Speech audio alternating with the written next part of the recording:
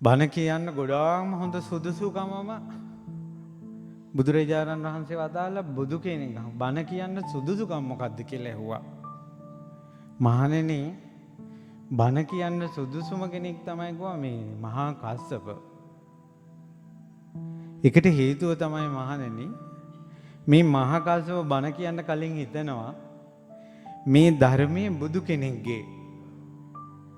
අනේ මේ බුදු කෙනෙක්ගේ ධර්මය මේ මිනිස්සු අහනවා නම් ඒ අහන බණපද වලට මිනිස්සු පැහැදෙනවා නම් පුළුවන් විදිහට පුරුදු කරනවා නම් අනේ මේ මිනිසුන්ට යහපතක් වෙනවා නම් කියලා කරුණාවෙන් දයාවෙන් කාරුණ්‍යම් පටිච්ච අනුද්දයම් පටිච්ච කරුණාවෙන් දයාවෙන් මහා කස්සප දහම් දෙසනවා.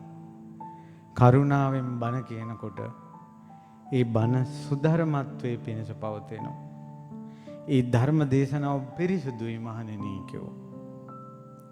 හැබැයි මහණෙනි මෙහෙම බණ කිව්වොත් මේ බණ මං කියන බණ අනුන් අසත්වා මමත් හොඳ දැන උගත් ගැඹුරු දැනුමක් තියෙන කෙනෙක් බව මිනිස්සු දැනගනිත්වා. දැනගෙන මේ හාමුදුරුවෝ හොඳට බණ දන්න කෙනෙක් කියලා මිනිස්සු මට පැහැදෙත්වා කියලා තමාව උස්සලා තියන්න බණක් කිව්වොත් මහණෙනි ඒ බණ අපිරිසුදුයි කියෝ. ඒ බණ අපිරිසුදුයි කියෝ.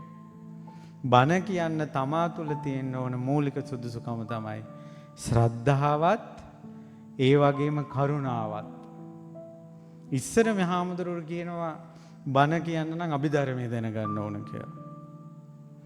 අභිධර්මයේ ඕනත් කියන හාමුදුරුවෝ තුල කරුණාව තිබ්බොත්, දයාව තිබ්බොත් ඒ ධර්මයේ පිරිසුදුයි. බුදුරජාණන් වහන්සේ වදාළ මහණෙනි මේ මහා කස්සප දහම් දෙසන්න සුදුසුයි. මහණෙනි එක්කෝ මේ සංඝයාට මම බණ කියන්න ඕන. එහෙම නැත්නම් මහා කස්සප බණ කියන්න ඕන කිව්වා. එච්චර කරුණාවක් කස්සපයන් තුල තියෙනවා කිව්වා. අනේ බුදු කෙනෙක්ගේ ධර්මයට පැහැදිලා මේ ඇයිට යහපතක් වෙනවා නම් කියලා. එතකොට ධර්මයටයි පහදන්න ඕන පුජ්‍යලයන් නෙවෙයි.